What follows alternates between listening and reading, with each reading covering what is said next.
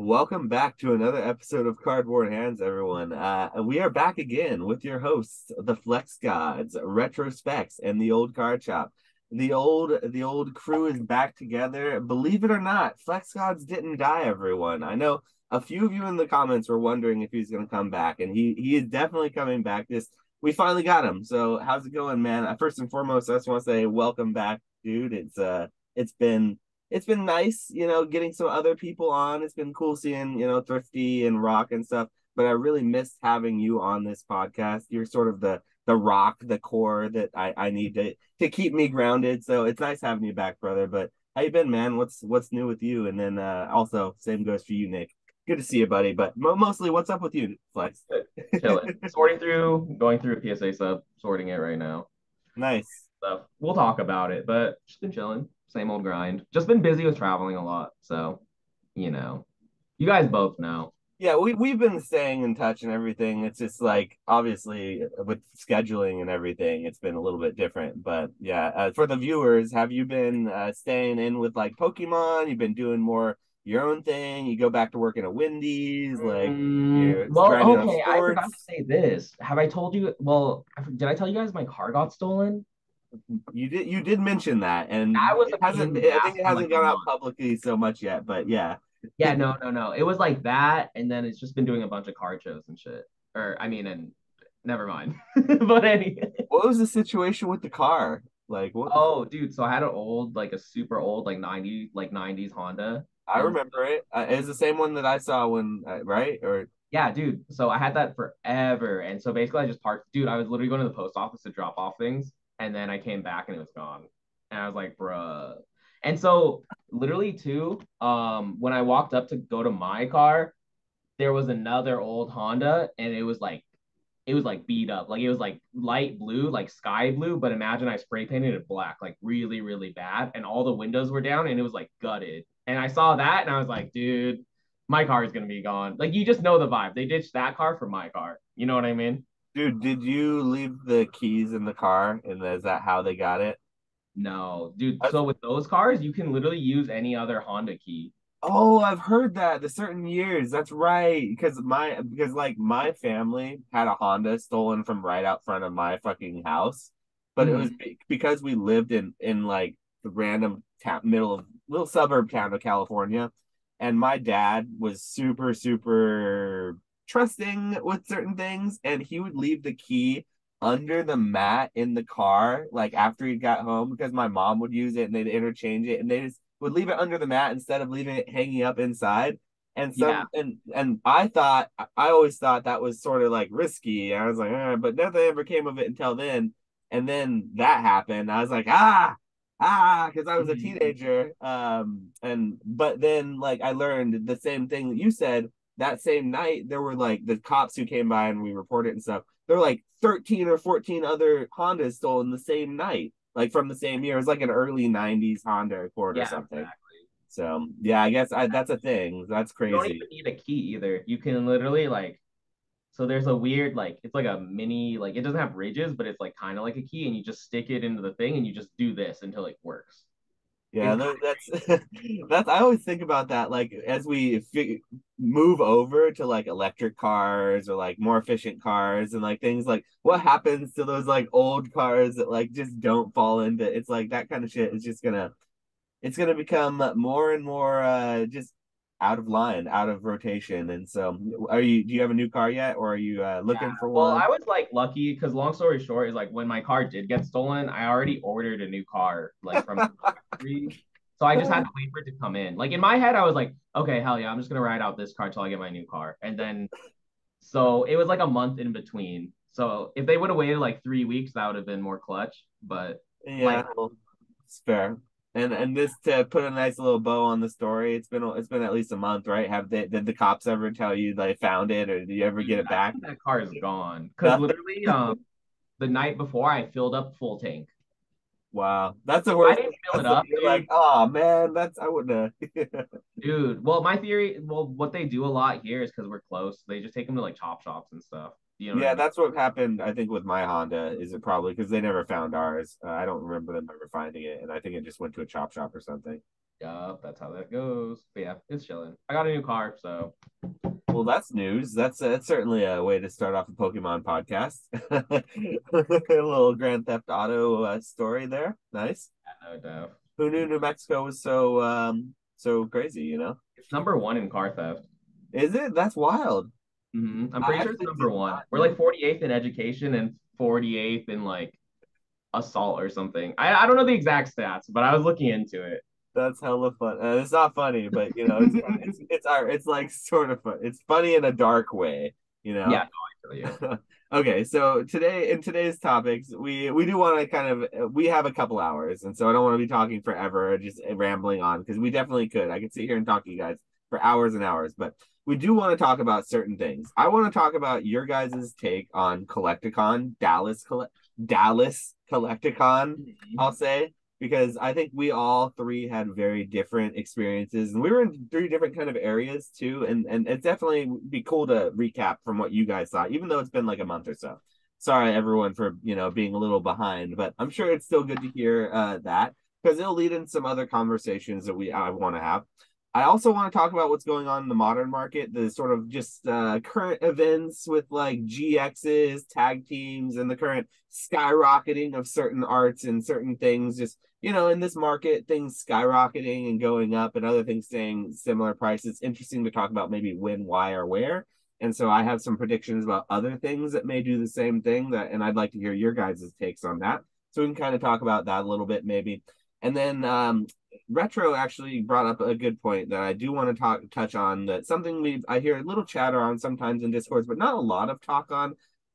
But it's the notion that is Pokemon a zero sum game, and I think it's a really cool, interesting notion that we could dive into sort of for the end of the podcast and just kind of let it devolve into whatever it does. Have more of a philosophical conversation about that idea because I definitely think that we can go somewhere with that. So, and that should be a nice little neat podcast, I think. Then, if we get into anything else, we get into anything else. There's still many things we can talk about, but that's kind of a roadmap for us. But that being said, though, how was your guys's Dallas? Like or how was your Dallas, I should say, because I went into that convention extremely optimistic. I don't know if you caught the live with Thrifty before, but she came on and we were talking about like our what we were expecting, and like I was very much so being prepped in my mind for it to be like Orlando, California combined, which because I come from a place where like I sold wine for a living, like high end wine, like expensive wine. I live in California, and so my best buyers always, without a doubt, every single time I would sell like a big multi-thousand-dollar wine sale, which is a big deal. Like you sell that much of anything, it's a big deal, but wine, it's a huge deal. Guess where they were? Like 90% of the time, I'm not even exaggerating. They were from Texas, and that's because I think I always thought that the people from Texas, low taxes, low cost of business, low cost of living, it's sort of they travel a lot, they have a lot to spend on the things that they like to do, they enjoy alcohol. That was why I thought they spent a lot on booze, because it seems to me they like their beer and their booze. Not to generalize people from that area, I have family in that area, I just know how my family is. So that's all I can speak on, but that was what I always took it as. So I was kind of going into Texas, my first Texas Collecticon, thinking it was gonna be really kind of something like a lot of money being spent, a lot of like, just spurs, big 10-gallon cats and or caps and boots and spurs and cowboys driving their big fancy trucks, but it was not that. Like I want to hear what your experiences were, because then I'll get more. But like, just first of all, I think I've already heard Nick a little bit. I want to hear what your experience was, Flex, and then Nick, I kind of want to hear, because I think that the two we talked a little bit more at Collecticon. I haven't heard anything much about Flex's experience there. And so, what was your experience at the Dallas Card Show like? Because I think, or the Dallas Collecticon, whatever we're gonna call it. I got you. I had a good time. So, worst experience was I had, oh my God, did I ever show you the Japanese Skyridge pack I had or no? Dude, we didn't. I saw you at the beginning of the convention when I was like having running around with a chicken with my head cut off because I didn't have a case. You Dude, didn't have a case either. the case thing was so stupid, honestly. Like they can't do stuff like that. You know what I mean? Okay, so for anyone who wasn't there, why don't you let everyone know what the case situation was like? Because this affected me and it affected you and it affected a lot of other people there too. But It was basically we pre-ordered cases. Like there was pre-orders. So you pre-ordered the cases and then I don't know I don't know the exact situation, but did they give away the pre-orders the day before or like do you know the exact situation? so my exact situation was a little different than yours, probably. But the person that I went with, he knew the guy, the guy who with Zion who runs the case things, and so he was told by the guy to get the cases at the event. They'd have plenty of extras. It wasn't a big deal, and so that was kind of what was passed along to me. And so the event came along, and the day before the event, they basically didn't have the cases and there was a huge problem with everyone getting their cases, I guess. So some people did, some people didn't, but the people who were really less, I think, we'll say less prepared, I think were left out. And unfortunately for me, that was my group of tables, and it looked like for yours, it was also maybe not for the same reasons, but you guys somehow got the short end of the stick too, because it wasn't just you guys, and it wasn't just us. There were a lot of other people like who were also having issues with the cases. So Ooh. there was a case situation. So that was the only time I saw you was that in the beginning of that. And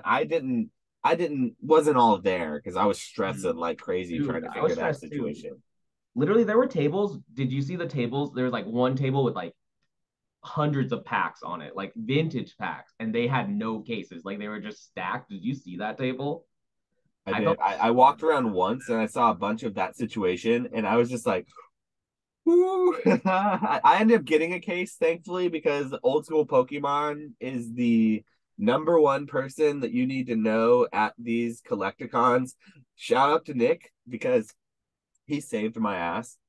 I don't know what you ended up doing for your case, but I just went to Nick and I was like, dude, Nick, having a meltdown. Do you know the Collecticon guys? Can I go find them, or can you hook me up with someone I can go find to get an extra case? I will buy it off of them. I'll buy it, whatever I need to do. And he's like, "Oh, no big deal, Josh. I've got an extra case for you. Don't worry about it." And he hooked me up for like for the extra. He had one extra case, and he's like, "Here, you can take the extra and just pay me for it, whatever at the end." And the dude is a freaking legend, and he might as well wear a damn red cape at these collecticons because of how many people I think the man has saved. So I think he deserves a shout out for that at the very least. So Nick, if you do, ever put your bulk down and stop sorting for a few minutes and listen to this, shout out to you. I appreciate you saving me because if it wasn't for that, I would have been in the situation with all my slabs, I would have been standing there like this, right at the front of the table with all my slabs on the table, just like a bouncer, just like, what? You want something? Check it out. Stay 5 feet away. But okay, so what did you do for your case situation? Because I don't even think I got to go see what happened with that. I got lucky, and so the people that had that I got the tables from, they have a system where they use like plastic. They'll use like just plastic sheets and then tape it on the edge. So they had extras of those. So I did that, and it was like it's not bad. Like it does the job. You know what I mean? Which is fine. But so long story short is I had one pack. Oh, this is such a long story, but I had one pack, and it was the Japanese Sky Ridge pack, and it was like barely poking out, but somehow someone grabbed it, and I'm like, that's the only thing. I'm kind of pissed about it, but that's life. You know what I mean? So you did have a little bit of theft happen, dude. Not everyone, but I've heard a couple like someone had a box of like TBZ walk off from I think your section, right, Nat Nick, Mm-hmm. Yeah. and Yeah, like it was the dude that was next to me, Peak, not Peak that you, but like Peak, like Peak in the Discord. I guess like he had some expensive, I guess they're like four to $600 maybe. It's like a collector version of like a Dragon Ball Super box. And I guess that I don't know like the details of like if he was showing it to somebody and got distracted and the dude walked off, or if someone just like straight came up and like walked off with it. But apparently like one box was stolen. And those are pretty expensive. So kind of a bummer. to hear about that. And it seems like that's happened at every Collecticon. And day two, I mean, dude, remember you and I were stressing because we didn't have our vendor badges, like we forgot them at the Airbnb. We got there. I mean, like I like to think we look like pretty honest, trustworthy guys, Not me, man. but Not me. but we got there. They let us like straight in. I mean, all the other vendors were there and stuff too. We had back, so I mean, it looked like.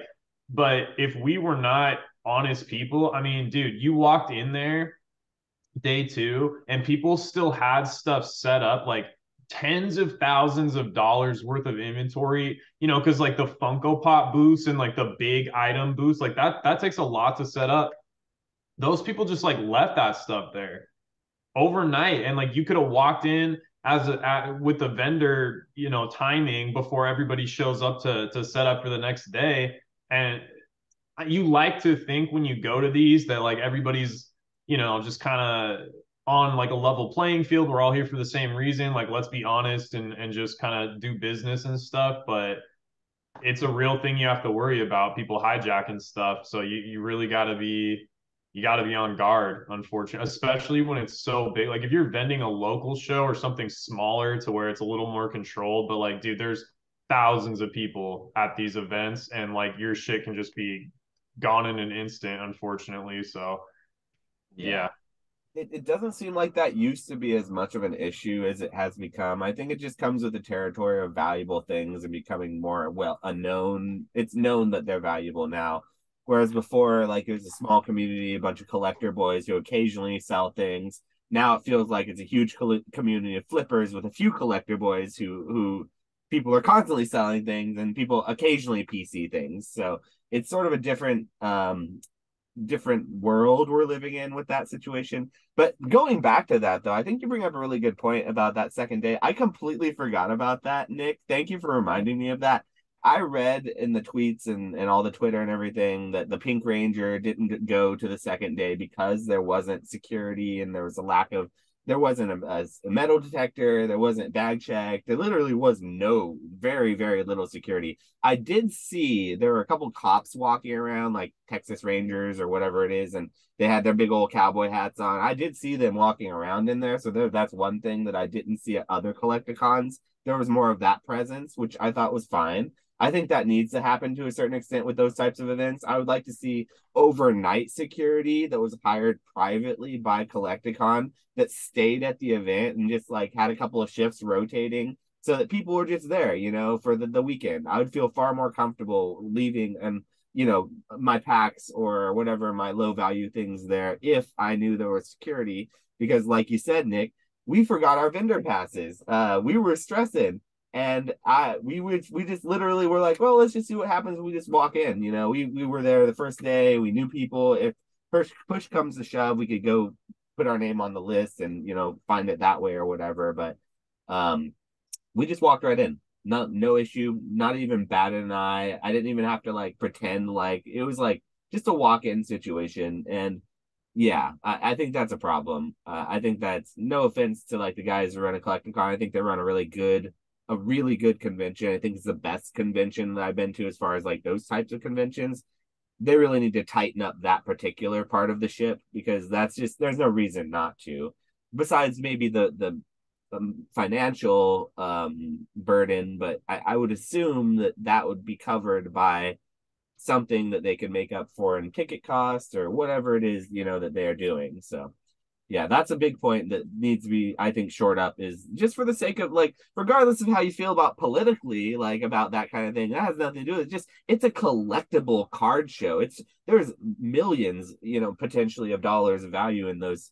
So like more so than a home and garden show that has like plants going, no offense to the rare plant lovers out there. I would like to see security a little more ramped up for those particular collecticons for sure. I wouldn't be mad at it. But aside from that, though, I do want to hear more. So, like, what about the con? Like, what was it like for you? Not like whatever, like the feeling overall, but how was it financially for you? Like, did you feel like it was a better sales con or a worse sales? Because that was what I was getting at when I was saying like, because I had a good time too. Like I don't want to say like Dallas wasn't was I expecting and I didn't have a good time. I had a great time in Dallas. Honestly, it was one of my favorite collecticons. Every time I go to them, I say that. But like I meant just more financially because I'm a dirty flipper and I just want to talk about the money, all the time because apparently that's all I care about. But I actually didn't do as well in Dallas as I thought I would. I mean, I sold a lot, but like not as much as I was hoping to. So, what were you going in with any expectations, or did you kind of? Is this your? We're just like whatever. It is what it is. I came in just it is what it is. First day was good. Honestly, first day really wasn't that bad. Second day was really, really good. So Did you sell a I lot of sports, or was it more I like sold Pokemon? Pokemon. I sold all Pokemon. Like I pretty much sold like, dude, I had so much. I still have so much inventory left, but I moved so much stuff. Well, Like, let me think. It was the best show that I've ever had. Do you know what I mean? it just so for me it felt like the buyers didn't have a lot of money. No offense to Fort Worth, no offense to that area if you're from there. I'm not saying you're poor, but it certainly didn't feel like Dallas rich because I've been to Dallas. All right, folks, I went to the Dallas Leonhardt pop-up shop and that shit was bougie. All right, like downtown Dallas area, and there was nothing about Fort Worth that felt bougie. That's all I gotta say. And the buyer pool was a little bit different too. Like it just felt like a lot of like, I don't know. I even brought things that were like lower value. I thought that would be like more moving. And I guess I'm painting a picture like I had a bad show. Like I didn't have a bad show. I sold majority of what I wanted to sell, and every show this happens. Like I feel like I sold nothing, but I sold everything but nothing at the same time. It's such a weird feeling, like because I never end up leaving coming back with nothing. I always bring stuff back. And I always, which is different than what I hear a lot of people say. They say that they don't like to bring stuff back or whatever, but I always bring stuff back. So I don't know. It just feels like every show is just like I learned something new. And this time, the thing that I learned was Fort Worth is not Dallas. That is the big difference that I learned at this Collecticon. But that was kind of my takeaway, though. So I don't know. Am I tripping? Like, is that a weird experience? Or did you hear anyone say not Dallas like there? Or were you've been to this area though before, right? You've been to the Dallas Card Show or you've been to like the so it's not your first rodeo for this area, right? Yeah. Okay. It feels, I don't know, it felt good to me. I think other people weren't. I did hear well, I don't know, because basically it's like basically if you wanted to make money at this show, it was basically Raw, right? Like everyone Yeah, was Raw running did Raw really singles. well this. That was flying. Yeah. That was like super, super flying. So I know like the guy that I was set up with, it's Pokemon Butler, but he just came back from Japan. And so he had just had a bunch of like Japanese like fire singles, and he moved a lot of that stuff, like poncho, like you know what I mean? It's like ponchos, munches, like raw and stuff. Like they weren't like I don't know, they were like good condition, but they weren't like immaculate. But he was moving a lot of that type of stuff. You know what I mean? And then let me see. Other homies, they're kind of like, yeah, I don't know. I made like 5K. You know what I mean? Like around me. So it's like, I don't know. I don't think that's like, I think your experience is like pretty on point. I don't know. Do you know what I mean? Yeah, that's about I made about 50% of what I made about 60%, 50 or 60% of what I was expecting to make, which was still for me a net gain, and I was still happy with that. And like I Mm-hmm. said, I came back with a lot more. I ended up buying a lot at Dallas, way more. So maybe that's why I didn't come back with as much money, is because I spent a lot of it on product and I took a lot of Yeah. trades at Dallas. And that was my But intention as well going into it, was I knew that I was going to get a lot of people who are just dumping right now. Because let's be yeah. real, like it's dumping season. Like people have been just trying to get out and get in and into other things and pay their bills, whatever it is that people are dumping for, they're dumping. And so I was there to reciprocate and take some of that those things being dumped. And Yeah. I did a lot of that. And I heard that from some people, is that while it may not have been a crazy sales weekend for slabs, at least because that was what I sold the least of, was slabs. Nobody wanted slabs. I sold Mm-hmm. a couple slabs, but it was majority. I sold a lot of mystery packs and I sold a lot of raw. And when I go to these conventions, I go with the thought that like I don't know what's gonna sell, so I bring a little bit of everything. I make sure that no matter what, if you walk up to my table, and I've got a pretty nice setup. I like how I've set it up. Um, you have something there. Like Yeah. if you want PSA 10s, I've got the case of PSA 10s. If you want PSA ones, I've got a few PSA ones in the case. If you want graded like in midsy kind of slabs, like random, just slabs, I have mystery bags with just like, between $20 and $40 of like slabs of various qualities. And I have booster packs for like modern packs. I have some vintage packs. Like I have a binder. Like I literally bring a little bit of everything so that no matter what, if you're coming up to me, if I get your time, you're gonna hopefully walk away with something. And that did happen, but I just didn't sell very many slabs. So like it was a lot more of like I've only got like 40 or $50. Give me, something like this. Give me something like this, a little smaller purchase there. Whereas it wasn't as much of the like, oh, give me everything or give me the three most expensive things, let me see the high end stuff. I wasn't pulling out my vintage PSA 10 slabs as much as I was showing my alternate art, sub $100 PSA 10s and then people would look at them, okay, cool, and then take a $40 or $50 mystery bag instead. And it's like, what? Okay, well, okay, whatever. So I guess I didn't really know what was gonna sell, and I never know, and it just surprised me at maybe the lesser amount of people too. I guess maybe where I was in the back, I that might have been why I didn't see as many people walking by, but like there were times when I literally didn't have anyone in front of my booth walking by, and like in Orlando, that never happened, never, and like I don't know, there was just not there weren't as much foot traffic. I thought maybe it was bigger though, or maybe that's why. So I don't know. What was Yeah. your experience, Nick? Because I don't know. Am I crazy for this? Like, or you gotta back me up on this one. What was your? We stayed in the same Airbnb, so we had a chance to talk a little bit about this. But I'm curious about what you're after now. You've thought about it. You've gotten back home. You've had a chance to process everything you bought and everything. What was your takeaway from the Dallas Card Show? Well, I gotta start listening to Ray and bringing a binder because raw definitely like I would see so many people walk past my cases, walk past Brad's case, and then just pick up Brad's binder, start flipping through it, pick a few cards out. Here's 10, $20, like just over and over and over and over again. Um, Binders definitely printed. And then I just think, I don't know if it was a demographic thing or if it's just RNG, but like I don't know if people wanted Japanese as much. I think people wanted like English more. Or maybe like I just didn't have like maybe they wanted like ultra modern Japanese or vintage, but like I would say like I brought mostly like mid era kind of stuff, but like popular Pokemon and cool arts and good prices and stuff like that. But to be honest, man, like if it wasn't if it wasn't for the buyouts, like just regular sales with regular people, like I would have gotten destroyed, and like Travis came over the first day and kind of saved me a little bit, and that was basically like it for day one. Like other than that, I maybe did like $400 or $500 and say like it was dark until he showed up, and then the second day I was just bummed because like I was like, man, this kind of sucks. Like the weather was super humid. Like the heat's fine, but like man, the humidity was ass.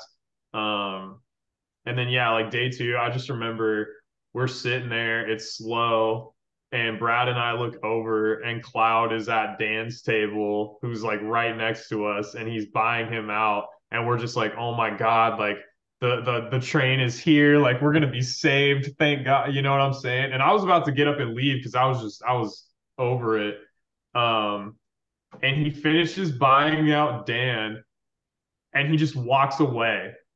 And Brad and I just like our souls just left our bodies, bro. And we both just like looked at Dan, didn't say a single word, but just had like the saddest, most defeated faces. And Dan just goes, "Oh." and then books it from like the back of his booth, gets out from behind his booth, chases Cloud down, and then sends Cloud over.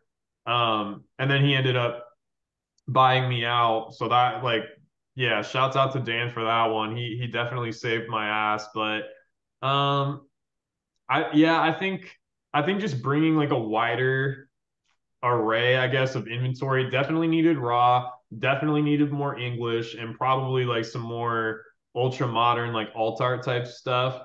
Um, but it's RNG, man. Like I sold weird stuff in Orlando, like stuff that nobody was interested in that I brought to Denver. Like I brought Dragon Ball Z to Denver. No one even asked me about it. But I did a lot of Dragon Ball Z deals in Orlando. Like a lot of people traded, bought, sold. Like a lot of people, dude. I sold Final Fantasy cards. I sold a Kingdom Hearts card, like super niche shit. You know what I'm saying? So a lot of it is just like who's there, who sees your stuff, what they're trying to buy. I sold My Hero Academia, not even like the universe's English stuff, but like some vintage dead Japanese version of the card game from like 2016 or something. So like people were buying way different stuff, you know. So to some extent, it is just random, I guess. But I think that there's certain things that kind of just do good.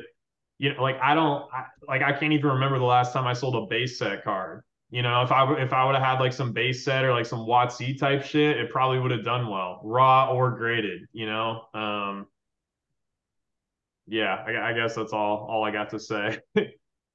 Yeah, it's very much so. I think it's important to come with a good variety of things for sure. And like I think my first show that I did, I didn't have raw, and I sat there and I watched Swami print with raw right next to me, and I did good. Like I thought I did well, like with my graded and my like packs and stuff, but like I saw the demand that like Swami had for his raw section. Like literally, like you said, people just literally swapping it and picking up and digging money out there and then give it to him every time and time again, just over and over. He had prices on everything. It was done.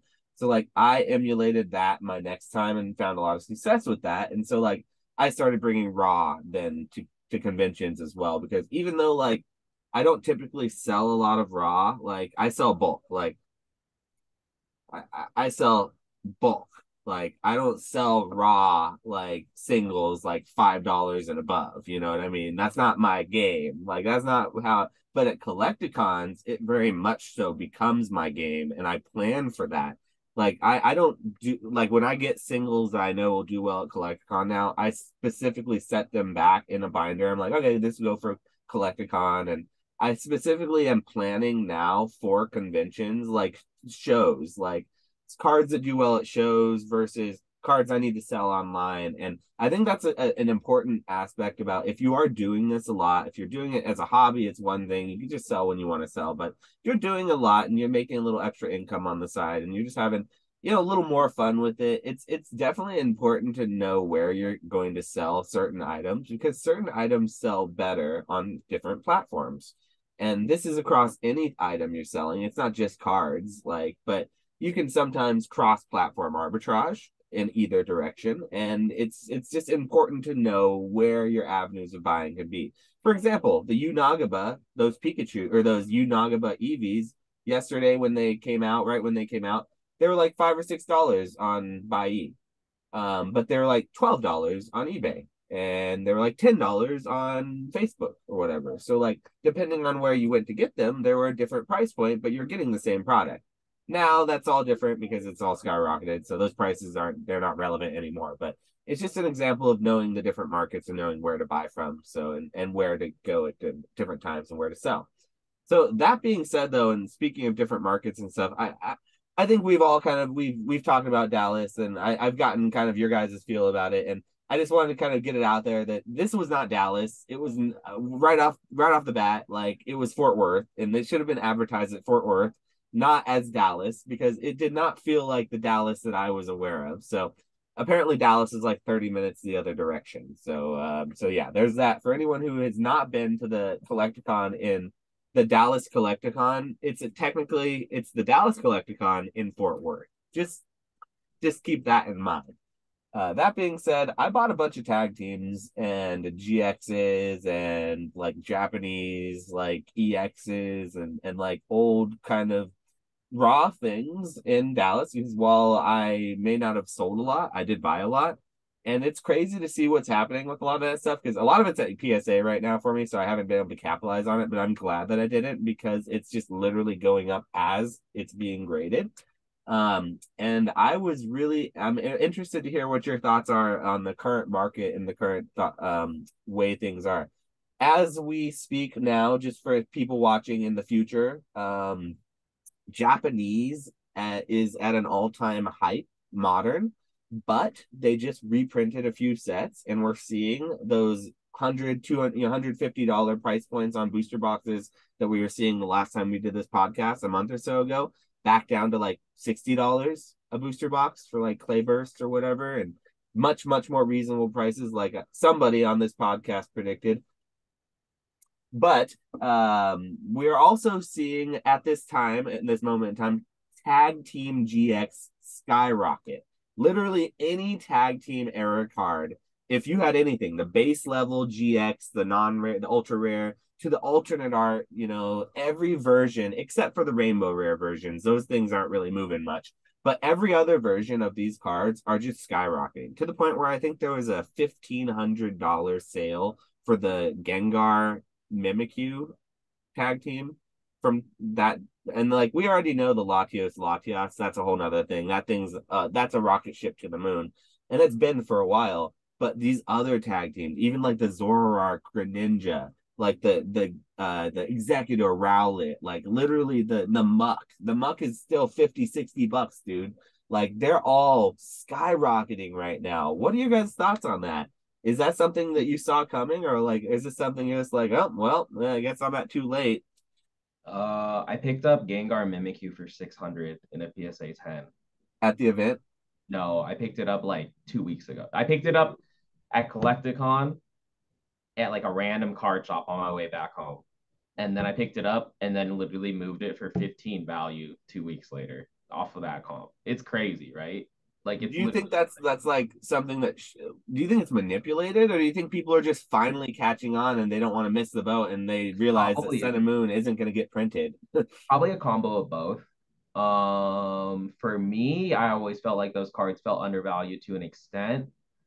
Because that's when I first started, honestly. Yeah, So yeah. when I Me and first you have started, talked about this on this podcast many times. Specifically, I think the Togepi, the one that was the three babies that was in that box. You talk about that box, that the babies box all the yeah, time. it was like never printed. It was had one print run, so it only made sense. Dude, I think that card's doing like $100 now, isn't it? It is. It's so expensive, even raw, and you can't find good condition ones of it. Yeah, no, I had, it's funny, so I graded two PSA 10s. I sold those for like $70 like a while ago, and now the raw is doing that much. I still have two copies, like randomly, Yeah. because I was like, oh, these are 10s, but they're not worth grading. So I like Not pulled them out now. Yeah, not 6 months ago, I was buying the Pikachu Zekrom tag team from those tins, as well as like the Melmetal Lucario, the Giratina, all the promo Black Star promo alternate arts from that era for like sub $5. Yeah, The no, only literally, expensive one was the dude, Umbreon, for like $10. it's crazy. When I first started, Latios, I pulled it from a dollar pack. Yeah.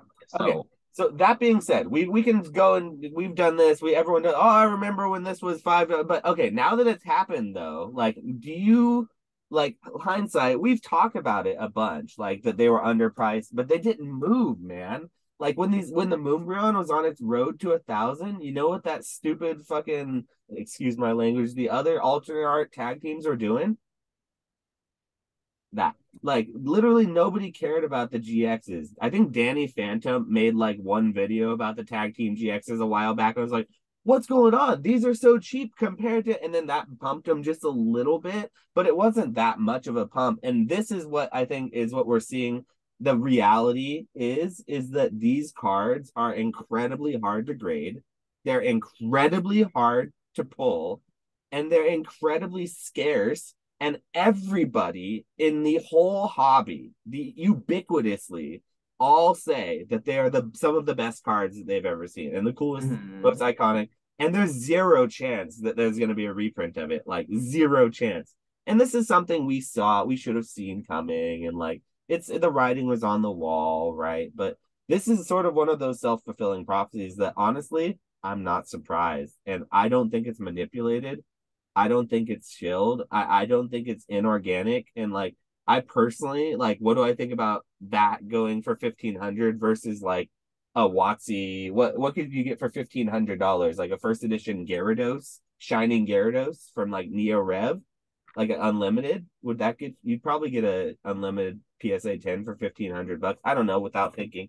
Like, and honestly, I don't know which one is better, which one I would rather have to be at this point, as far as which one's going to go more. Because that Gyarados has had so long to go up and do what it's going to do. And the tag teams are literally just now finally catching on and doing what they're probably supposed to be doing. So I don't know. Maybe it's a hot take. Maybe it's a spicy take, but I personally think that these prices are warranted. And I think that we're going to continue to see them climb until they finally reach their point where people are like, okay, now I'm looking at the equivalencies and I don't see any sort of logic there. So like I'm almost at the point where I'm going to start ripping Cosmic Eclipse. Like I almost think Cosmic Eclipse is plus EV, which is wild. That is wild. That's really funny, honestly. Yeah. What do you think, Nick? Well, I think like the cards look good. I still think that there's a lot of stuff that's cheap relative to like some of the other higher end stuff, but like it's popular Pokemon tag team is something that I mean now you have like the art rares and alternate arts and sometimes it'll have multiple Pokemon on a card, but I think the tag team is just like a special thing. Like it's unique, it's cool. I don't really feel like it's gimmicky. Like it just hits. It is what it is. And like some of the Pokemon pairings are good. Darkrai and Umbreon, like Giratina, like it. Yeah, I mean, So good. I think I can't remember. I want to say it was like a Radar podcast or something, but he was talking about how he was just talking to Charlie, and Charlie was basically just like, when shit looks good, buy 100 of them, buy 500 of them, and obviously like when you're running a business you need to have consistent cash flow and you need to manage your risk and all that sort of stuff, but ultimately like if things continue on this trajectory just as far as cards being hot in general, I mean, we love to sit and talk for hours and do the deep dives and blah blah blah, all that sort of stuff, but bottom line, like if it's a popular Pokemon in a crazy art, time has a way of just making stuff move. And to your point about Sun and Moon, like I think a lot of people had it in their head that like it was always going to be accessible and always be around and always be cheap because it's modern, but it's not modern anymore. It's 5 years old for one. Two, it's not super easy to grade. Like a lot of them have like dings out of the palette. Like the print quality was not that great. And when you look at a lot of these cards, and go on eBay, TCG Player, and look at how many are listed, there's not hundreds listed. There's like 20, and sometimes the PSA 10s, there's like 3 or 4. So I just think over time that supply has gotten eaten up. And I think people drastically overestimated how much of this stuff there is. And now that the product is so stupid expensive, no one is opening to get these cards. And it's not like I would push back on the plus EV thing just because like you're not guaranteed tens out of the pack. Like you might pull the cards you want, but it's it might be in like 8 or 9 condition, right? Like Burning Shadows Charizard and I was half kidding about that, but yeah, no, I know. I'm just point, saying though, I think that's added into the fact that it's going up in price. Ultimately, like the cards look good. I'm buying a lot of them too. Like there's still certain. I mean, right now, probably after this call, I'm about to hop on TCG Player and fuck some stuff up. Like it's so cheap. The cards look good. And hear me out Yeah, about the prices too, like these high prices. Like we saw this same argument and the same situation happen with Evolutions to a different extent because Evolutions was just sealed and there was a massive amount of it. It's a different play than the tag teams, but the argument is the same as far as like pricing. the people who are going to hold, most people who have these tag teams and these PSA 10s who have them in their personal collection, a lot of them can justify owning them because they love them so much. They know how hard they are to get, and they're cheap. When they get to a certain price point, you can't justify owning a $500, $600, $700 PSA 10 modern tag team card in your PC when it outgrows everything else and it becomes a percentage of your total collection. When one card becomes a percentage of your total collection, you have to start thinking about selling of it, basically. And so the people who sell at these new high prices and the people who buy at those new high prices are less willing to sell at the old low prices because they have a price memory of something different. So it happened with Evolutions, everyone said when it went to 300, they're like, oh my God, there's no way Evolutions can hold at 300. There's so much of this stuff. I'm going to sell. Everyone sold. Anyone who had a position in Evolutions sold it at 300 because they sat there with it when it was $96, $80, $86, $76 from the distributor, whatever they're getting it at on discount for 2, 3, 4 years with it being dead capital. So when it finally jumped to what it should have been and it made those gains, the people cashed out on it. The new people who bought in, they didn't buy the same amount. They bought in 1, 2, 3 at a time for their new positions, and they felt good about it as it was going up. They sold at new highs. So guess what? What happened to Evolutions? Everyone said they're crazy at 300. Logan Paul happened. That box break, 350, 500, 700, $1,000 later. What are Evolutions boxes right now? Still $700. And they're not going to go back down to $300. Hell, they're not going to go back down to $500 because it's just a matter of the people who bought those Evolutions booster boxes at $300, at $500. They saw that box go to $1,000, and they're not going to sit there and sell it for 200, for 100, because you have a price memory of back in my day, I was buying those boxes for $95 a box with tax shipping included. It's like, good thing, Grandpa.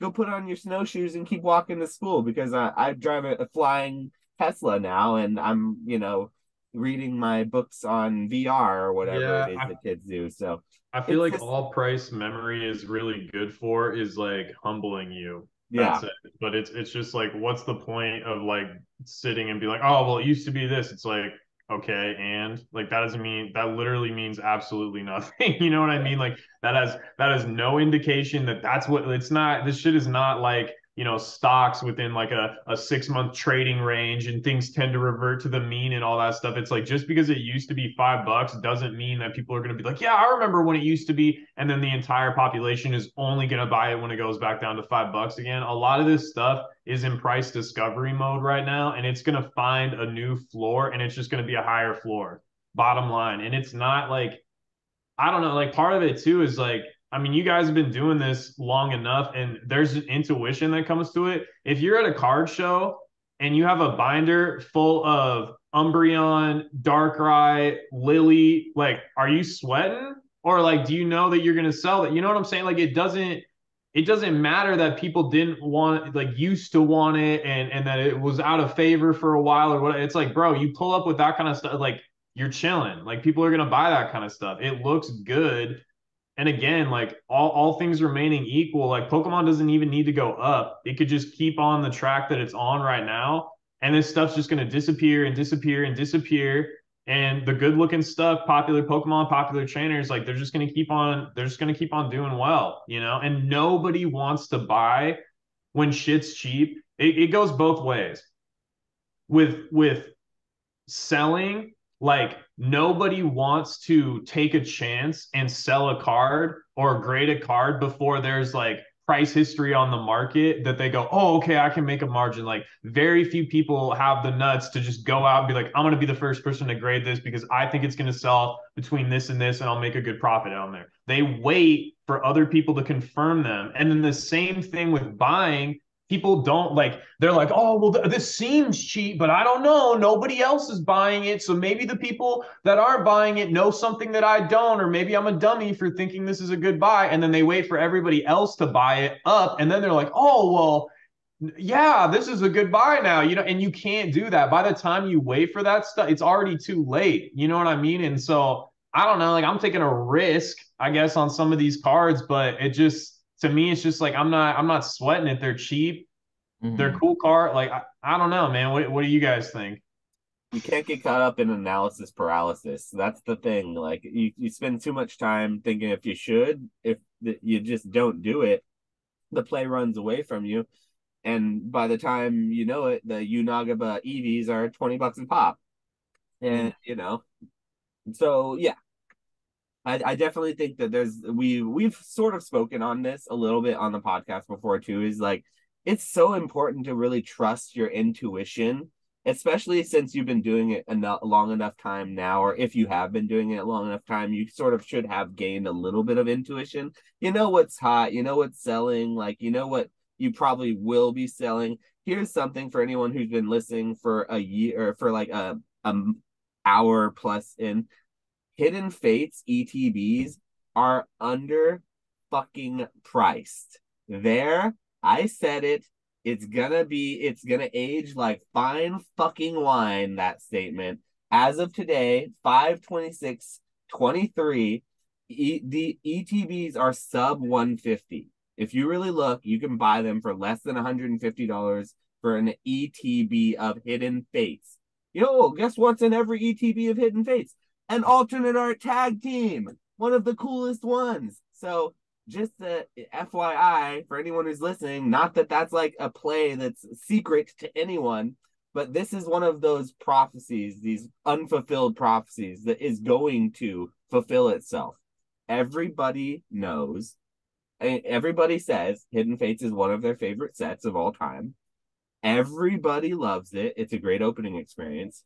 And it's sat for the same price. It's gone down, actually. It's honestly gone down a little bit in price over the last 2 to 3 years. It's gone through this crazy because people just forget about it. They don't care. So here, we don't usually discuss individual plays. Hidden Fates ETBs, in my opinion, are like next on the chopping block to be like, and everyone will be talking about, oh, why are they $300? I don't get it. It's crazy. And then they're gonna just look at the freaking set and they're gonna say, oh yeah, there's not gonna be another reprint of these. Like they're more likely to reprint Celebrations ETBs than they are to reprint Hidden Fates ETBs again, and they're not doing that. So like, yeah, it's just one of those things. These things exist. These We all know these plays like tag teams we talked about for years, like for a year and a half. They didn't do anything, and now they're doing what they should be. And I think that's warranted. And it's just one of those things that it's a part of the hobby growing. And it does kind of lead us well into the next topic being the hobby and growing the hobby, because this directly contradicts the hobby growing in any way, this next topic. But the next one, if you guys are done with that situation, unless you want to add any last words, I'd like to kind of move on to the next topic at hand here, because I think it's a good flow into it. Speaking about the hobby and zero sum gains, do you think that the hobby is actually growing, or do you think that money is potentially just flowing from tag team or from like ultra modern Japanese waifus to tag teams, from trophy cards, from vintage WotC before in the early 2020s to sealed product? Is it just traveling around the hobby, or is the hobby actually growing? Do you think that we are like growing as a hobby? Because honestly, I was actually just talking to my distributor, and he told me he had lost several, like way more accounts in the last month or 2 months than he had lost in a long time. And like, because I was talking about with Paldea Evolve, I told him I wasn't going to take my full allocation, and he's like, really? Because this is the first time with Scarlet and Violet, I loaded up heavy, and I still have heavy bags of Scarlet and Violet here because of that. And I told him, I was like, yeah, I still have a lot of my Scarlet and Violet, and Paldea Evolved is looking to be a bit more of a stinker set than that. And he was like, wow, because it's like got less printing, but I've had a lot of accounts say the same thing, and I've lost some accounts, and I've been. I'm just gonna say really quick, y'all are dusted for thinking that, okay, the Pokemon in Paldea Evolved, not so great outside of the Magikarp. However, we saw what happened with the Japanese product We saw what happened with Dendra. We saw what happened with Iono. That set has both of them in it. What's And if happening with the it, Miriam? What's and the if it, English Miriam doing though, let me compared to check. the Japanese? Let me check. I'll see what it's going. Miriam's $40, bro. 40 or $50. But what's the PSA 10? I think I saw one. It wasn't the auction wasn't ended, but I think I saw it for like $168. No, It there's did. one that ends in 2 hours English, and it's already over $200 That must have plus been the one I was $5 shipping. watching. Okay. So I don't like, and if it's $40, I mean that's a fucking massive margin. $40 to over $200 when grading's 15. It's a good looking. I don't know, man. Like I get that the Pokemon kind of It's tough aren't to that. grade. It's a pretty tough grade. Yeah. Like the Okay. English modern, especially like things like that, they like to give eights and nines, and there's little dents and chips in the cards. Like I bought Yeah. a bunch of them before, and like you probably do have to buy four and grade two of the best of those four to get 110 when you're great. So like the Okay. margins are, and then what are you doing? You're breaking like the margins aren't that great on that Miriam at $200, bro. It's really not, especially when the Japanese one is still probably like I don't know what it Nine, is, but it's it's more than the English 900. one, that's for sure. Dude, Yeah. English isn't the same. It's not the same as Japanese when it comes to the waifu. So you cannot equate the set with the waifu set in But Japanese. look what's happening with English Lily. Japanese people are buying English Lily because Japanese Lily is so crazy in price, and now English people are buying up, or Japanese people are buying up the English Lily, and I don't I know, know. but I think the same thing. The Scarlet and Violet's still actively being printed and reprinted, and it still hasn't found its price floor, and those are actively going down. We would argue the Lily is not going to be actively reprinted, and it found its price floor. It's actively going up. So those two things are not equated. You can't equate a full art waifu from a set that's definitely not getting a reprint, that's already had plenty of time, that was already a popular card in many different, like it went through the runner, like that Lily, it was playable when it first came out. So It is the was, Iono. yeah, no, So is I the know. So Iono. Apparently, Iono, that's like a game-changing card. I don't know it's shit just about too the game. early to say the same thing as what I'm saying. And I'm saying if you're going to equate the English and if you're going to look at English versus Japanese, you also have to take into account the culture differences of collectors who collect waifus. The waifu collectors want the Japanese waifus. They're the better one.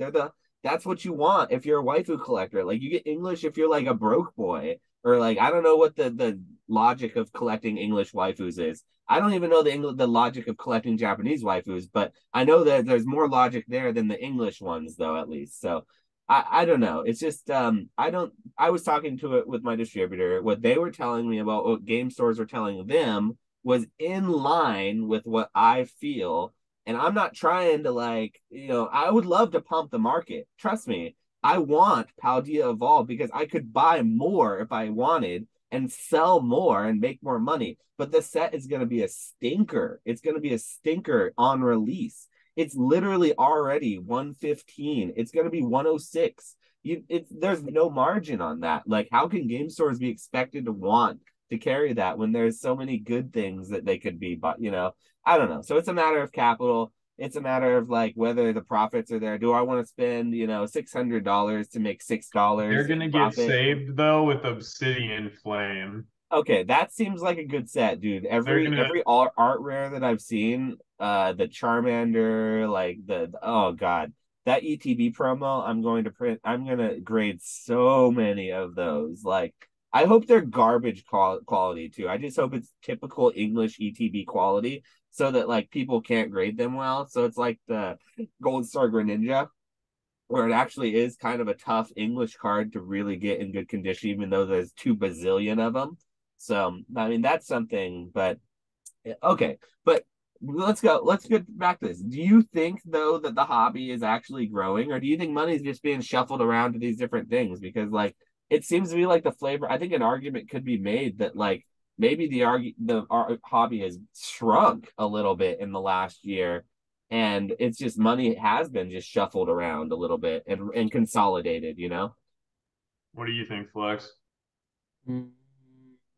Are we talking in terms of like the amount of people, or are we just talking purely cash?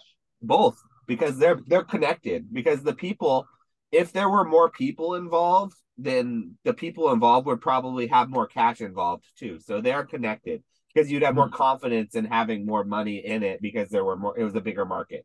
Yeah. Also, it's like, what's the reference point in which we're comparing it to? Because I don't think we'll ever like. I think comparing it to like COVID era is very like. Of course, it's less. Do you know what I mean? Well, But if we, let's compare it to pre-COVID 2019 Hidden Fates era, right when it was hot, but it wasn't COVID hot. Do you think okay, the hobby's grown from that point? okay, I can talk because that's when I started. There's way Yeah, more people. me There's too. way more people, and there's way more money in comparison to then. Well, and do you to the zero sum thing, like, do you think that because like the definition basically like if you make $1, then like I potentially lose $1. So the net like increase of wealth or whatever would be zero. Like, do you believe that Oh, it's a zero sum game? Like, do you think it's do you see what I'm saying? Like, yeah, like I do guess you those are think two that different if questions. Yeah, like those are two different questions. That's fair. yeah, like if somebody else wins, do you potentially like lose out, and vice versa? If you win, is somebody else losing out? Like, do you think that that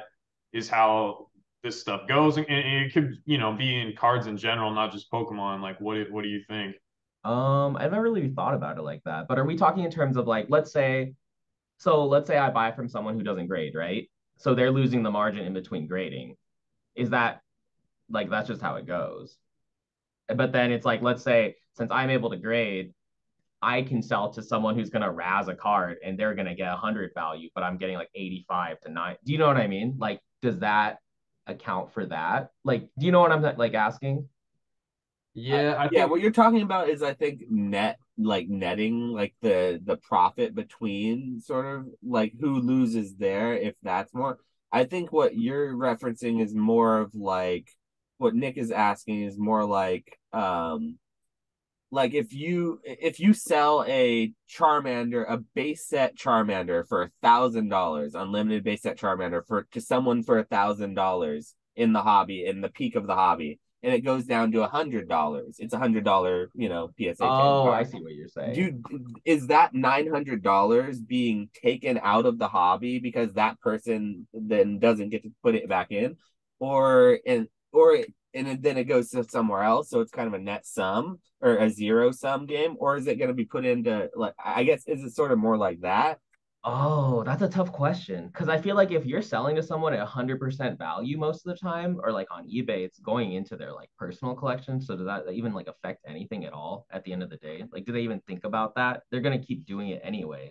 Whereas, but then if you're selling to someone and they're trying to make margin on it off it, they're gonna instantly flip.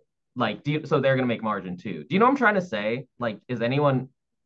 Am I thinking about it in the war like the wrong way? Like, well, I understand okay, the so question. like on a really like okay, so do you think that like if you're in a room or like let's say you're at like some super small con or something and there's 5 tables, 5 people, right? That's it. Yeah, Super small.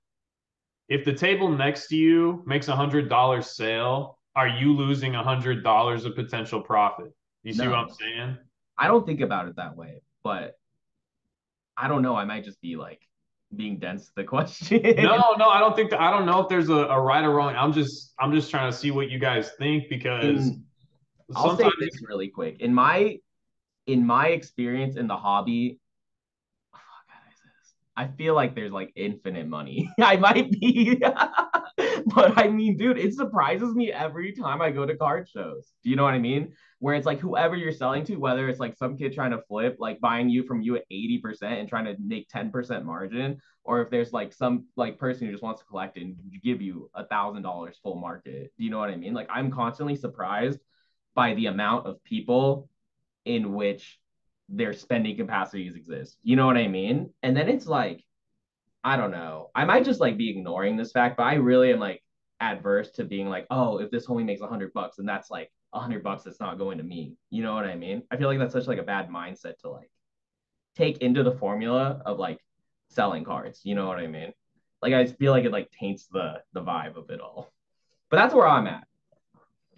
So I don't know if that answers the question at all. I thought about this a lot in the past, and I do think about it a lot now as well. And it led a lot into my decision making for why I didn't like to do whatnot very much, and why I left a lot of it.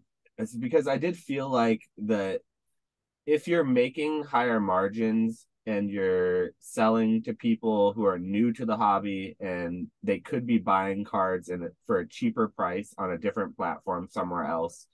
Say, for example, you're running auctions and whatnot, like you're running $1 auctions, just the most basic, there's nothing you can corrupt about this. Someone wanders into your stream who doesn't know any better and wanders into your auction, ends up buying a bunch of stuff. Maybe some things go under, some things go higher, but they're not looking at comps of anything. They're just buying because they're having a good time. Like, for them to just have a good time and buy, that's fine. Like, that's what you're supposed to have. But at the end of the day, you're gonna comp it when the cards get to you. You're gonna comp it, and your time is gonna be ruined if you find out that you paid $100 and you should have only paid $10, or you're going to have a better time if you find out that you paid $10 and it should have been, and you probably should have paid $100. You're going to have a much better time. So you feel like you won. So I oftentimes, if you're running auctions and you have this hypothetical first time person, this buyer come into your stream and they have an experience where they buy a bunch of cards and they, for some reason, one way or the other, they didn't have a good experience. Maybe they overpaid for it, but at the time they were happy with it. But then they paid for it and they had a bad experience with it. I personally think that person is going to have a bad time and then have a net zero or a net bad experience in the hobby and end up more likely to leave the hobby or have a negative experience and then spend less money with either me or someone else in the hobby or whatever. I think that's more likely that they're going to have a bad time than they are going to just look at it and say, whatever, and go do it again and learn from that mistake and try their luck and get better and learn and, and grow and just take it for what it is. Be like, oh, I had a good time. I didn't do my research. No, I think they're going to be a little more bitter. I think they're going to have bad experiences. They're going to talk about it when they have other people who talk about, those to say, oh, this happened to me. That's what's going to stand out like a sore thumb. And so I think that there is a certain part of the hobby that you can have like a net zero gain where you are selling something but you're losing at the same time. Someone's losing and having a bad experience, and that's why I left the platform of live streaming live auctions. And it's sort of why I have a small issue with fast pace, like short pace hype based auctions, as far as like from an ethics and moral situation. As far as from a business situation, as the seller, you honestly are doing nothing wrong, and you can't be expected to have the buyers like in their best interest in mind when you're running auctions, because like you can't then go and vet every buyer. You can't say, oh, well, do you have enough money to be making these irresponsible decisions? Because who's to say they don't think that you're irresponsible for even selling it in the first place, because it's about to double, triple, quadruple in price in their mind. So, and then when it does, you look like a dummy for selling it because you just sold it for way under value. So, like, it goes both ways, yes.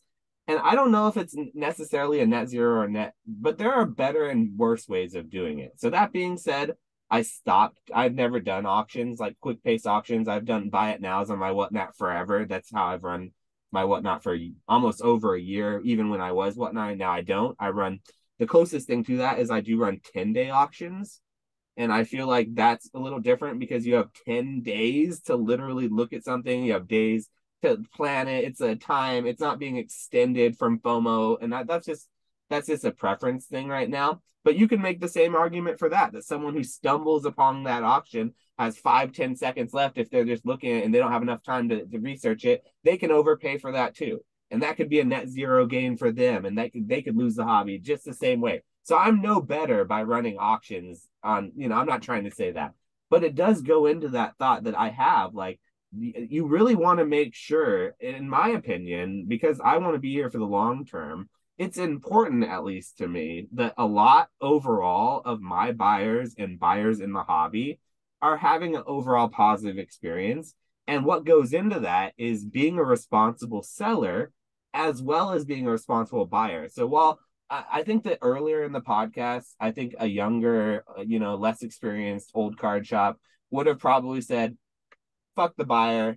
It's on this. It's not on the seller to research that and make sure they have a good time. Those guys aren't going to have any sort of allegiance to you. They're going to go to the lowest price anyway. The maybe a little bit of an older, maybe more experienced and more concerned about the long term of the hobby old card shop would say, like nowadays, that maybe it does matter a little bit more. The seller, it is more important that the seller has a little bit more of like an understanding about who you're selling to or what you're selling to. Like, I'm not saying that it's my responsibility to go and say every single person who buys from me is responsible, but like it is my responsibility to not like really like take advantage of people who don't know any better, you know what I mean? Which for me, running auctions for like less than a minute and hyping something up in like a really short live based auction, like while that seems like it could be pretty honest and it feels a little bit scummy, and watching it feels a little scummy sometimes, and participating in it feels somewhat scummy, and so I choose to sort of not participate in it anymore. But we all have our limits and we all have our layers of like what we can handle, and so that's just my particular limit. But sorry about ranting and taking over a little bit on that, but it definitely, I mean, I think it's a really good topic, and I think it's an interesting and important thing to talk about, we're all net sellers for the most part, but it's important, I think, to be responsible, and in order for the hobby not to be a zero, a net zero hobby, I think it's sort of important for sellers to think about that to a certain extent, just like it's important for buyers to not let that become that for themselves, because as a buyer, you have control over that too, to a certain extent. Sorry, that's a little long and convoluted, but No, you're good. I think I don't know, like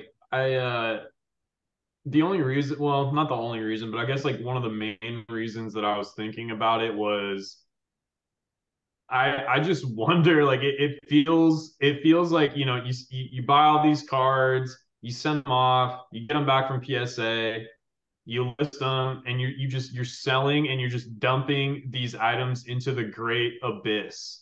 And I guess at some point I'm just like, does that hole get filled? Like does that like at some point, like does that have you or ever seen one of your cards in someone's collection before pop up? Like someone's showing off a card on Instagram that you didn't know, but then you said, like, has anyone who you've sold a card to ever found you and told you, like, dude, you sold me this. This is the card. Do you remember? And have you had that experience before yet? I mean, I've sold to people like just in Discord groups that I know or things like that, like I had one guy, the dude that actually like bought the Charizard from me, like he ended up being in like Professor Oak's Discord and was like, "Oh, I didn't know you were retro," until like when you uh when you like print the shipping label or whatever, they can see like ships from whatever. But yeah, I don't know. Like I just wonder, like, okay, is there like a saturation point that it's gonna reach? And so that's what I was talking about with like if this person makes $100, are you losing out of $100? Because if the idea is that at some point there will be a saturation point, and not even it not when I say saturation point, I'm not even saying like it gets to a certain point where like X amount of million slabs have been sold, and then at that point nobody any longer is collecting Pokemon. But maybe at the saturation point, like margins on 95 to 98% of things have just collapsed so much that it doesn't really make sense anymore to at least be doing grading, I guess, as a business. And so I just I want it's like you go on eBay, you sell a first edition Blastoise PSA 9 to somebody that's collecting a full PSA 9 set of first edition base. That person no longer needs that Blastoise, right? So that's what I guess I was thinking about, is like, so at what point will everybody's collection goals be finished, or do they just keep coming up with new collection goals? I don't know, because I don't primarily like think about things in a collector mindset. And I would agree with Flex, like I'm consistently surprised at the amount of money people are just willing to drop, um but yeah, I don't know. Like I wanted to ask you I don't want to be selfish. Like Flex was saying with like it kind of throws the vibe off. Like I don't want to be selfish to where I feel like if one of my homies is successful in this and is scaling their flipping, that's potentially taking away from, like the overall like what I can get out of the hobby as a business. Like I don't want to feel like that, and I guess the only reason I would feel like that is, like I said, if there is some sort of saturation point that things are building towards. So I don't know. There's kind of a rant, but like I don't know if that made sense. But Yeah, no, that makes sense. The one thing I've learned this from like sports, but it's like people don't necessarily like need certain cards for their collection, but they really need to gamble.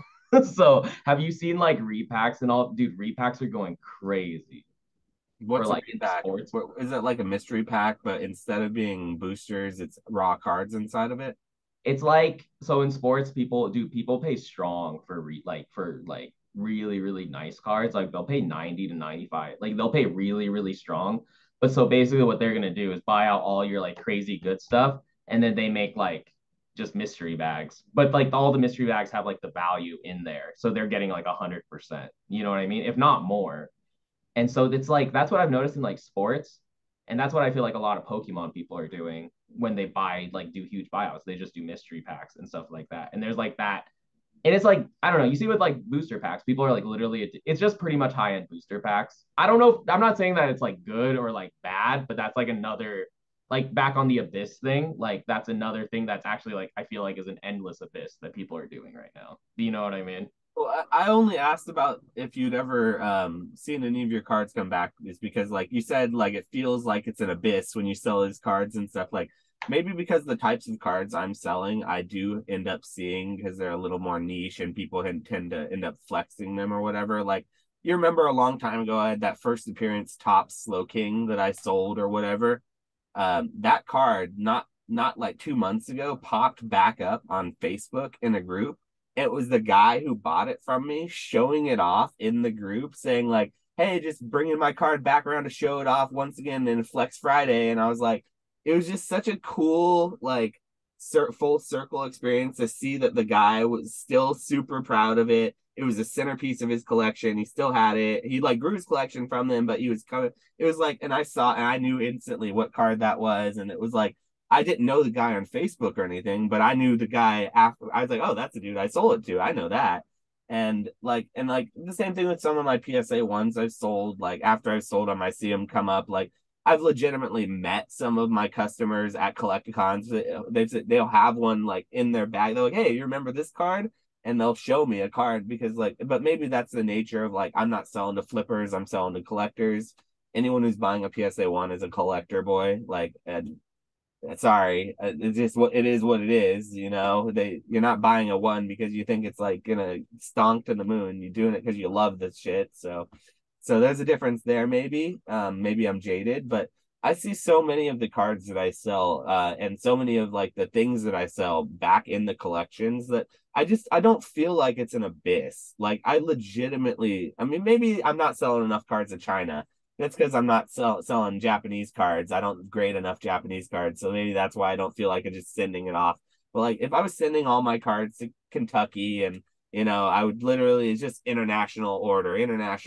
I would feel like, yeah, it's just an abyss. But I guess maybe I don't know. I see so many of the things that I sell and I interact with so many of the customers that I have that I feel good about a lot of that. And it makes me feel good about the hobby. It makes me bullish. Like I send you guys pictures all the time where it's just like a meme and I say bullish. I'm actually, it does make me bullish, because like seeing that type of collector strength is very strong for the long term of the hobby, because like I get where you're coming from, Nick, because you're not so much of a collector. Like it's really, and I'm not either, to be honest. Like I'm not a huge collector. Like I'm not materialistic. I've been very like my whole life is always like I'm hedonistic. I like the types of things like food, like a good drink, like hanging out with friends, like an experience, a good concert, a show. Like I'm a hedonistic individual. I'm not a materialistic individual. That's my my difference of vice. And yet I sell collectibles, which is a very materialistic thing. So like it is very much so hard for me to see things from like a true collector's mindset. Like, yeah, I have things that I collect. Like I got stuff on the wall that I like, but it's like cheap stuff that I can justify having, you know? Like the only expensive things I have, I grapple with every day about selling. I literally have to think about every day whether or not I want to sell that stupid box above me. But like it's just one of those things that like it's and I hard to don't. grapple with. Yeah, I also don't like I don't want to take advantage of customers, collectors, whatever. Like I try to price things fairly. Like I don't lie about stuff. I don't try to like upsell items and at a show and try to like know that somebody's not going to know price comps and then price a card like $40 above. Like I try to do good, honest business and keep it real. Like I'm not trying to be like ha ha ha, like I graded this card and made money on it, so you're an idiot for buying it. I don't feel that way at all. I just yeah, like I don't know. And like I hope stuff like continues to stay strong. Like I hope people are having a good time. I just think sometimes it's tough, even when you go to shows, at least for me, and maybe I'm just being a negative Nancy or a Chicken Little here, but it's tough to kind of like get outside of your own head and be like, is everybody else having as good of a time as I am in this? You know what I'm saying? Because yeah, I mean, like we all do this as a business, and so like we obviously have to love it. We're doing it every day. So sometimes it's hard for me to like, yeah, just kind of get out of my own tunnel vision and see is the broader like audience having a really good time and as stoked on this stuff and going to continue to be stoked for the next 3, 5, 10 years. You know what I mean? So yeah.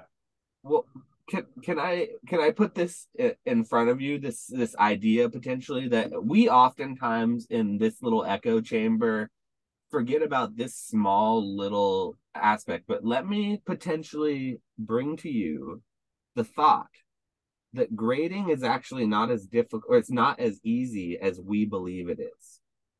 Grading is actually much, much more difficult, and the barrier to the average person to want to grade their first card is so astronomically high. Hell, to even know what a graded card, the difference between a BGS, a PSA, a CGC versus like a AGS, a SGC. I mean, you literally, as the general consumer, if you just heard that Pokemon cards are valuable and graded Pokemon cards were a thing, you could not go and just buy any card that you see and be safe doing so. Like, it's a lot harder to do what we do than I think we give ourselves credit for sometimes. And so I was thinking about this the other day. A lot of my friends don't even understand. They think they think I run a card shop, like a game store or something. They don't know what I do to make money. You know, they know I do Pokemon, but I think they think I play the cards or something to like make money in like competitive. I don't know what they think. They definitely don't think that I take cards, put them in plastic, and sell them for more to other people. That's definitely not the first thing that a normal person would think. And I would gather to say, I would go as far, I would go on a limb and say that for the majority of people, even in the Pokemon card hobby, they will never touch grading a card themselves. So like I get the idea, I get what you're saying because it just feels so weird to like send a card for $15, but these people aren't paying $15 to send a card to get it graded. They're paying $30 plus shipping, and they're sending it and getting an 8 or a 7 or a 6 their first time, and they're paying shipping on that. And they waited 3 months for it and checked the pizza tracker every day. And they text PSA and called their customer support every day the last month because they said it was going to be 30 to 60 days and it's been 90 days. Oh, sorry, sir, that's business days. That's not like days. You know, the average person, that's what they're going to go through the first time they grade a card. They're not going to listen to me for 3 hours on a podcast. Tell them, yeah, send 10 cards in bulk for $15 instead of paying $30 for one. You only pay the shipping one time. Then you just forget about it. They don't have 10 orders that are going so they can just kind of cycle those grading fees that they had to pay from the last one into the new one. Like these are these concepts that we know as Pokemon people that podcast and do this every day. I don't think the everyday person does. Hell, even some of our viewers, I would say that even some of the people who listen to us talk every week, and I love you guys. You should grade your own cards. Like even some of our viewers don't grade their own cards, and like there's no amount of me telling them that they should that's gonna change that. They're just like, I'm gonna work and I'm gonna. That's what you do. Like that's what your job is, dude. Like why am I gonna go through all that trouble when that's literally what you do? And I'm not going to mess up your business model. So I don't know, man. Give yourself a little more credit. I would say give both of yourselves a little more credit.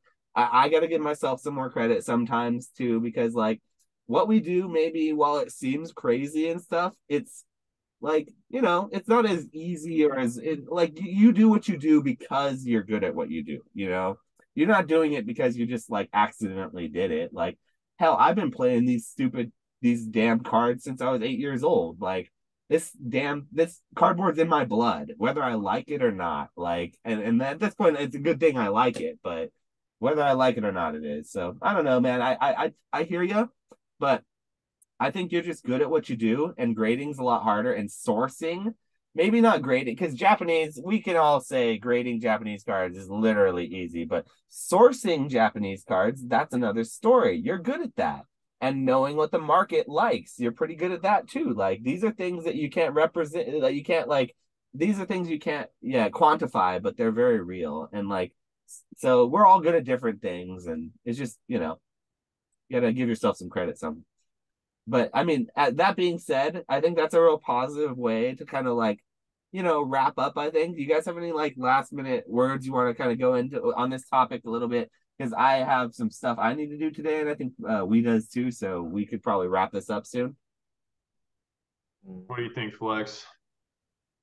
Other thing too is honestly, there's so many plays. I don't think plays will ever end. Do you know what I mean? Even if graded, like, not that it would ever die. Do you know what I mean? But that's like worst case scenario. It's like after that, you can still flip singles. You can still do buyouts. You can still do whatever. There's like an infinite amount of plays, and it's like maybe grading takes like, yeah, dude. Honestly, but yeah, within the realm of like grading, dude, there's so many things that people want that are still so untapped. So I don't know. I think there's just a lot. And people are still discovering that they like graded cards. I've been in this hobby, like I said, since I was 8 years old, and graded cards did not become like a thing until this COVID situation. So they're very new. They're still very much being priced, I think into the market. I do think we'll see dollar Pokemon slabs though. I think we will see dollar bins on slabs. That's something that has been a topic and I think we'll get there. I think it's not as bad as everyone made it out to be, like on YouTube and stuff. Because I'm like, those batches should have came back by now. Like, there's not going to be a crazy wave anymore. Yeah, no, it's not because of the backlog that I think we're going to see dollar slabs. I just think that the market, when the backlog was flat, it still wasn't built enough, and it's still being built. I don't think we're at that inflection point yet. Until I can start auctioning Pokemon slabs and getting zero bids on 99-cent auctions, that's when, for Pokemon slabs, that's when it's kind of like, okay, we're there, but we're not quite there yet. I run auctions.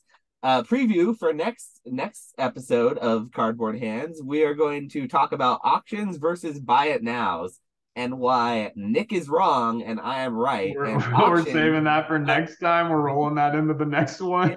Yeah, we're rolling that into the next one because we don't have the time for it this time, and that's going to be a whole conversation. But we are going to be talking auctions versus buy it now. So if you stuck around for this whole time, comment below. What do you think about? Do you think that auctions versus buy it nows is the way to go? And you don't have, you can either comment a big paragraph, you can say one or the other, but we're going to talk it out because I have some feelings. I have some things to say, and I personally am tired of all this Dan, Nick, garbage, like buy it now only. You paper hands are ruining the hobby with your auctions. It's like, I'm not sitting here auctioning my best boxes and things, but like I'm definitely gonna run some auctions, and I'm definitely happy, and I am more than happy about my logic with it. So comment below, what do you think about auction versus buy it now? We're gonna talk about it. It's gonna be a whole big thing, but I want to know what you guys think about it too, because That could be kind of spicy. Okay. I'm team buy it now. I'm just So trying to you make you more money, bro. I'm just trying to make you a little more money, but He's trying to tie up my money is what he's trying to do, chat. He's trying to keep all my capital in my buy it now. So that's what he's trying to do instead of having me listen, win. Josh says this about tying up his money, but we had to convince him into taking a 5x on sorcery boxes. So just keep that in mind. We will be talking about sorcery next time because by the time the next podcast rolls out, sorcery will have completely rolled out, and there are some things I have to say about that as well. So, all right, guys, I appreciate you for being here. Thanks for talking. It's been a good one. Everyone, comment down below, like, comment, subscribe. Thanks again. We're sorry it took so long for the podcast. I'm gonna try to wrangle these guys in, and we're gonna try to get another one here soon because we have a lot to talk about. So we will see you guys in the next one. And until then, stay classy out there.